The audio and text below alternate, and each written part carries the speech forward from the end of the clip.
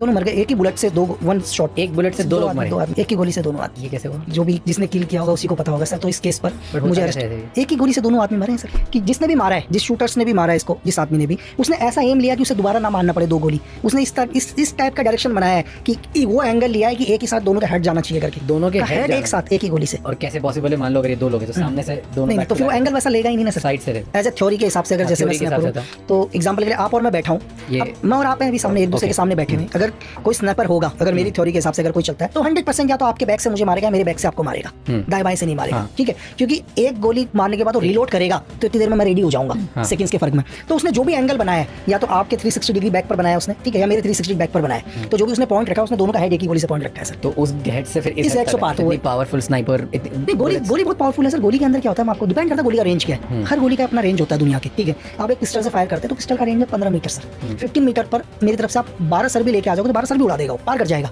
AK-47 है, 300 गज range है उसका। 300 गज में मुझे लगता है अगर हम 15 आदमी भी खड़े होंगे तो 15 को पार कर देगा सर। बट एक ही शर्त होनी चाहिए कि गोली आपके बोन में टच नहीं होनी चाहिए सर, क्योंकि बोन बहुत मजबूत होता है। बोन को गोली नहीं पार कर पाती, एकदम से तोड़ देगी, पार नहीं कर पाएगी। एक बुलेट से दो लोगों को मार दिया, दोनों टॉप गैंगस्टर्स। कई केसेस, तो फिर कभी केस प्रूफ नहीं हुआ सर। तो इसके चक्कर में आपको जेल में डाला? मुझे उठा इस केस के ऊपर कि ये किलिंग भाई आपने करी है? मैंने करी है किलिंग, ठीक है। लेकिन किलिंग के लिए भाई उस टाइम यूपीए गवर्नमेंट एक ही चीज थी कि यार भाई किलिंग का कोई मोटिव तो होना चाहिए। क्यों मारूंगा, चलो कोई मतलब नहीं, हम कहीं जानते ही नहीं, लेकिन मारेगा क्यों आदमी। लेकिन सबसे बड़ी दिक्कत यूपीए गवर्नमेंट के लिए ये है कि किलिंग का रीजन क्या डालें करके, ठीक है, कि रीजन क्या डालें किलिंग का। मतलब 1000 लोग और मार सकते थे, आपको क्यों उठाया? कुछ तो मिला होगा, कुछ तो प्रूफ होगा कि नहीं बस शक के दायरे में? नहीं, एक्चुअली क्या हुआ, क्राइम सीन पर उनकी डेड बॉडी मिली, उसी क्राइम सीन पर एक हॉलिस्टर मिला उनको। हॉलिस्टर मतलब पिस्टल जिस पर रखी जाती है, हाँ। ठीक है। और मेरी गन का जो लाइसेंस, मेरे पास जो गन है सेम उसी शेप की है, उसी साइज की गन है जो हॉलिस्टर आता है।